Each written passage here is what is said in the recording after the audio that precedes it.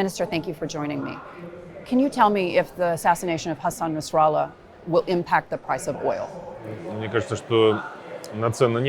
I think that the oil prices are affected by many factors. We're talking about the balance of supply and demand, the growth of the economy, the consumption. I mean, the forecasts, geopolitical factors play their role as well. They affect the markets. And the events which are occurring here and now in the Middle East are definitely affecting the market. Do you anticipate that we'll see a bigger price spike? I don't think that the prices are going to be fluctuating like they are right now. This week, the Financial Times released a report in which they said that the Saudis are looking to increase production in December and move away from their $100 price target. Is that a problem for Russia? Well, we are judging based on the difficulty of forecasting any prices. But this way or another, they're volatile. And this is an OPEC Plus agreement, which is in force, and we can see that everything is according to time schedules and to quotas when we're talking about the participant states. And I think that's a great factor in order to make sure that the prices are stable. Of course, they are volatile, we can see it, but this volatility, the way I see it, is not that large. And I think we won't see that much volatility here and now. At least now the market is more or less balanced, thanks to OPEC and the OPEC Plus agreement in particular. We're talking about a perhaps sustained period of lower oil prices. Are you factoring that into your calculations? You know, we have different forecasts and assessments, so everything is based on different scenarios when we're talking about our energy strategy. We also have optimistic ones, the best case scenarios, and the worst case scenarios, the basic ones. Anyhow, this way or another, we'll be reacting to the situation as it develops. But now we have the basic scenario, the stable prices, the agreements which exist here and now. Is stable price good enough? Well, the prices that we have in the markets here and now are, well, of course they are fluctuating, but I think that these fluctuations occurred before as well. But in general, when we're talking about average prices across the year, I believe that they reflect the balance of supply and demand. So we need to look at the bigger picture over the period, not only one single moment in time. So the average price is okay, and everything is based on the average price. So Bloomberg has released a report that suggests that Russia is forecasting as much as a 14% drop in oil revenues over the next 3 years. Is that accurate? Well, if we're talking about the revenue, it all depends on the prices which are going to be in the markets based on the current situation. But once again, here and now, we also consider the exchange rates of the ruble to other currencies and the ruble price of the revenue. And when we're forecasting the budgets, we're considering the balance in the markets, which is forecast by the experts in the markets. And of course, everything is based on the exchange rates of the ruble as well. More or less, the revenue is supposed to be on the same level, and it's all considered in our budget projections. Tell me this in terms of the demand outlook. Is that your greatest concern? There are different assessments of demand.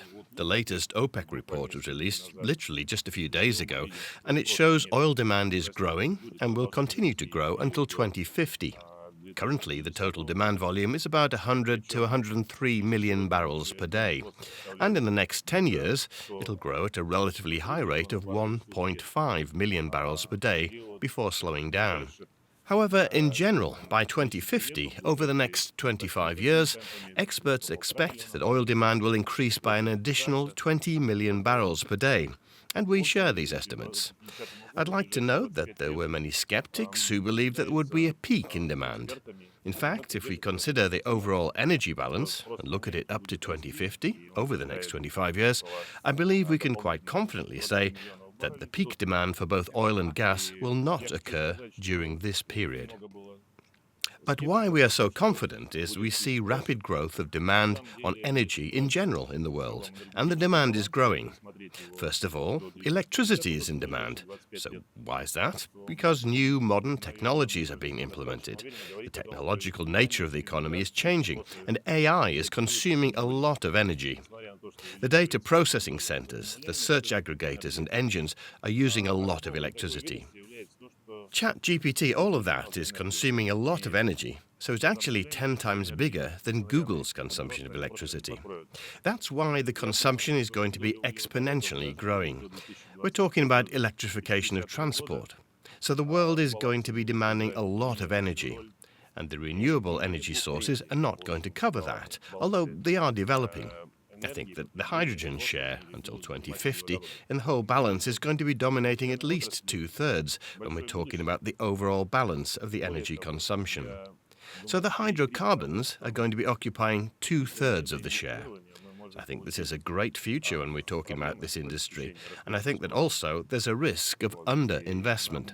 So, due to that, we might have big problems because the demand is growing, and we need to think carefully on how we're going to provide for the demand in 10 years, because we need to satisfy the growing demand, and oil is going to be playing an integral part in this process. Indeed, here and now, we can see that there's more supply compared to demand. There are some capacities which are not used yet, but in 5 or 10 years, the picture's going to change, and we will have to search for these capacities to satisfy that demand. That's why we have to think carefully about it. We shouldn't think about today only. We need to think about the midterm and the long term. So for you, the current price depression and the demand outlook is not a concern? I don't see the problem in that. At least in the recent few weeks, the prices have been volatile. Yes, we can see it all the time. So it happens during every single period. Whatever you consider and take, I think things are going to go back to normal. We'll see the balance in the prices, which is going to be satisfactory to the manufacturers and exporters. As of today, this balance, well, judging by the results of the last year and this year, is about $80.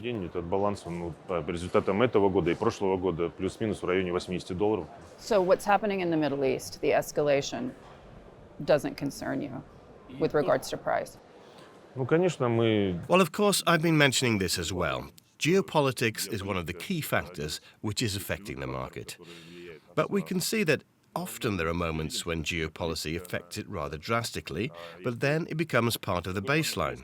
So we're not seeing the volatility from that on. We've been there quite a few times before.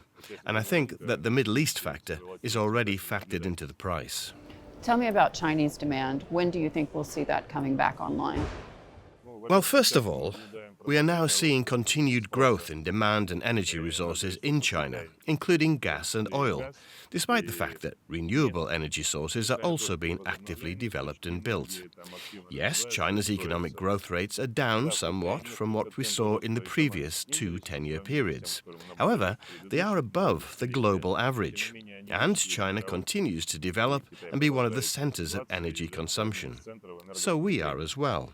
Russia is developing its relations with the People's Republic of China. We have a lot of joint projects that relate to the energy sector, and we see China as a partner with whom we will work in the energy sector.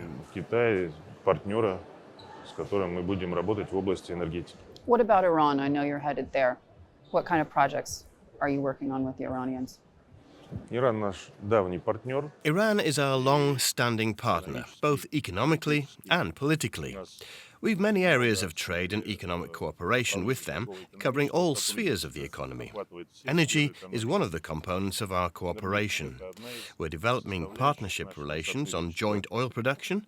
We're considering gas projects and investment projects, as well as the possibility of supplying so-called energy swaps in those regions of Iran where there is a need for those energy resources, although Iran itself is certainly one of the largest countries in terms of production of energy resources and hydrocarbons.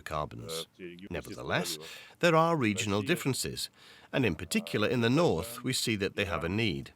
We could put these questions to the north, and we're in discussion with them now.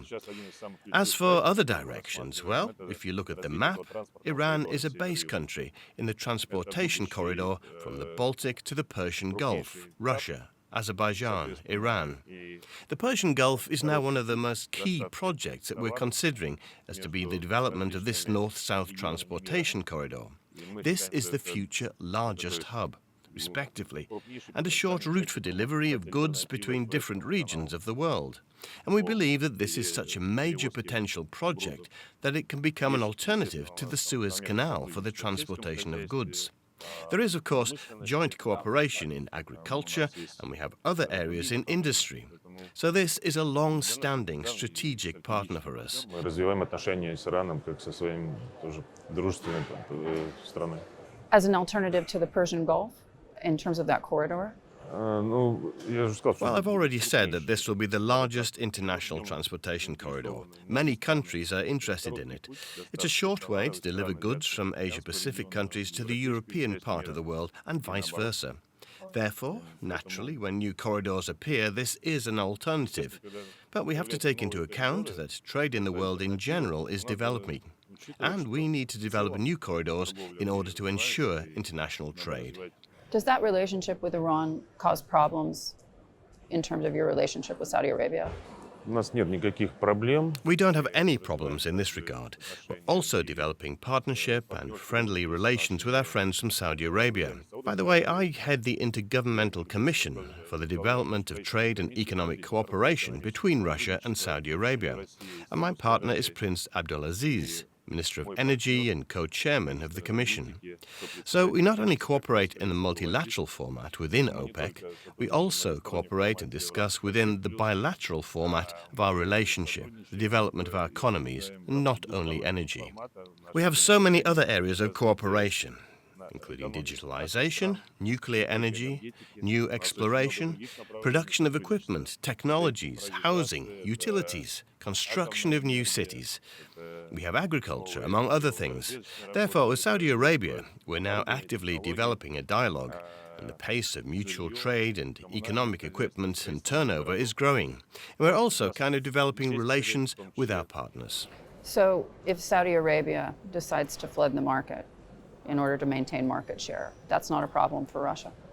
Ну, слушайте, зачем нам гадать, есть ли или не есть ли? Should we start guessing? I mean, we're working together. We have an agreement. I mean, there's a saying that, well, the guesses don't bring you anywhere. That's why we keep working based on the reality of which we're facing here and now. I mean, whatever the country is, we might think about another country which is going to develop additional barrels. Of course, the market's going to react, but for that we have agreements to avoid those complications. So maintaining market share is more important than the price? Нельзя рассуждать сиюминутными историями. Well, you cannot think about this here and now. So, judging by the short span, I mean, we are decreasing the volumes when we understand that the capacities are much bigger in the world compared to demand. And I guess that we are actually giving this share of the market away from us. But once again, we have to look for a long-term opportunity in 5 years. Quite possibly, the demand is going to be scarce. So, I mean, the demand is going to be bigger and the supply is going to be scarce. So then it's going to shift. The balance is going to shift. So I don't think we have to be concerned about it that much, because when we're talking about exporter countries, the energy has to develop in them. The investments, the funding should be there as well. For that, we need to have prices which are going to be satisfactory to exporters as well as importers. So the prices have to be high in order not to stall the process. And on the other hand, the investments have to be returned when we're talking about the development of new locations. So when we're talking about the processing, extracting, etc. So this is all about balance all the time. We need to maintain this balance in order for the energy sector, the market for those who are actually supporting the development of the economy, depending on energy. These sectors, these areas have to develop as well. New technologies have to be implemented there. We need to develop upstream and downstream, so they have to have investment resources and their potential. The former president, Donald Trump, he used to talk about U.S. energy independence. Now he talks about U.S. energy dominance. You worked with him in the past, so did Saudi Arabia, to essentially create stability in oil markets. Are you prepared to do that again if he becomes president of the United States? Америка, Соединенные Штаты Америки является... The US is a country which is a great manufacturer of energy resources as well. On the other hand, it also consumes a lot of energy resources. Of course, the policy of the US from the point of view of stimulating the production of hydrocarbons, or maybe decreasing their production, will of course influence the overall balance of the world. We don't know how things are going to turn out after the election, who's going to be elected, etc. So, whatever the policy is going to be, this way or another, we'll have to react to the global situation when it comes to the balance of demand and supply. We'll see what the policy is going to be. I mean, it's hard to say here and now. We've seen it quite well on several occasions. We've seen how the leadership of the US changes their opinions on their own energy policy, so we can't guess. So we'll have to judge by the facts and how things turn out. But would you be willing to work with him to create stability in the market? Что значит взаимодействовать? What exactly do you mean by cooperating? We've always been open to our relations. We didn't terminate those relations, energy relations. It wasn't us who did that. We had good relations back in the day. It was the US that actually prohibited our supply of energy resources. I mean, it wasn't our decision. Why are you asking me? Ask those who actually made those decisions. I think that was because you invaded Ukraine, but beyond that, going forward, if there's an opportunity to stabilize the market, do you think it's important that you work with the United States to do so? Подчеркну, мы готовы работать со всеми странами. Let me emphasize that. We are always ready to work with any country. We never terminated those relations with anyone ourselves. I mean, if there is an interest and a willingness, we are ready to cooperate. You mentioned the investment that you're working with Saudi Arabia. Obviously, you were chief architect of the OPEC Plus agreement. Is there anything in your mind that would change that partnership going forward? Ну, во-первых, у нас, я напомню, Well, first of all, I'll remind you that we have agreements until the end of 2025. Earlier, we decided that regardless of whether there will be a deal or not, we'll have a so-called Charter of Cooperation in the energy sector as a whole among the exporting countries. Like there are such charters in the gas industry. There's such an organization as the Forum of Gas Exporting Countries, where we'll constantly have a dialogue about the current situation, about the directions of energy development and what modern technologies will be introduced. We'll analyze the situation and there'll be a standard set of measures to develop the market. Well, for now, we're living on the basis of the agreements that we have. And then we'll see how the market situation develops. And perhaps we'll decide to extend our cooperation and limit production at this level or at another level. It'll depend on the market. I believe that this is an effective tool, and so far it allows us to smooth out volatility in the market. If there was no OPEC Plus deal, we'd have seen very large swings in the market, also related to the pandemic, when demand collapsed very badly. If there'd been no deal, and we hadn't cut 10 million barrels a day, then all of the OPEC Plus countries together, we would have seen a crisis in the energy industry. And that would have been a very significant impact, in my opinion, on the recovery of the entire world economy after the pandemic. It would have taken much longer because of what we saw in the oil sector. I remind you that prices in the United States, if you remember, were going into negative territory. It was more expensive to store oil than it was to even produce oil. So prices could be in the negative. The balance sheet was so on the verge of production exceeding demand by 15 to 20 million barrels, and by market means alone, this equalization would have been very long. A lot of businesses would have collapsed, and how long it would have taken them to recover is unknown. And we would have just gotten a global energy crisis. That is why this deal is effective. It once again allows us to smooth out the sine wave of volatility. Поэтому сделка эффективна, она, как еще раз повторяю, позволяет сглаживать синусоиду и волатильность. So it works for now. Как вы видите. As you can see. If the interests of Saudi Arabia and Russia diverge, can we see changes to that agreement? Мы, еще раз повторю, что мы... Let me reiterate that. Now we have agreed on some of our strategic approaches for the next year and a half, until the end of 2025. And our key task is for all exporting countries to monitor the market situation and have stability. Well, I don't want to discuss some virtual things that may or may not happen. The question is, why should we be concerned about it? Because it has to do with your economy and the survival of your state. So, of course, it's of concern. Ну, хорошо, мы Okay, well, definitely, if the situation in the markets changes, we'll adapt to it. Our economy, as you can see, is very resilient, and it's proven its sustainability during the pandemic and during the sanctions which are actually imposed on our country. It's a record-breaking amount of sanctions. I mean, we don't even count them anymore, dozens or thousands. But last year, the economy grew by more than 3%. It's actually more than the average in the world, more than Europe, more than the US. This year, in 7 months, the terms of growth is 4.4%. So the speed of growth is like this. We'll do everything in order to provide for the growth of our economy, whatever the situation is, to improve the lives of our citizens. So economists who say that Russia can't survive a sustained period of lower prices like we're seeing now, they're wrong? Знаете, я You know, I want to say that in general, strategically, we are reducing the dependence of our economy on hydrocarbons, on oil, on gas. If earlier, for example, budget revenues were more than 50% from the export sales of our energy resources, now they are less than 30%. We're developing other sectors of the economy, and we're stimulating them. First of all, high-tech sectors of the economy such as medicine, pharmaceuticals, production of equipment, machinery, airplanes, ships, and then there's microelectronics. These are the areas that give us new added value. And they're developing. Therefore, we are reducing our dependence on price volatility on world markets, depending on how the situation develops. Of course, even 30% is a lot, although it used to be 50%, and the share will further decrease because our non-oil and gas revenues are growing faster every year than oil and gas revenues. So when we meet you next time, I think the situation will be even less dependent on world energy markets. будет еще менее зависимой от мировых энергетических рынков. So those economists are wrong. Слушайте, сколько Each есть... economist has their own opinion.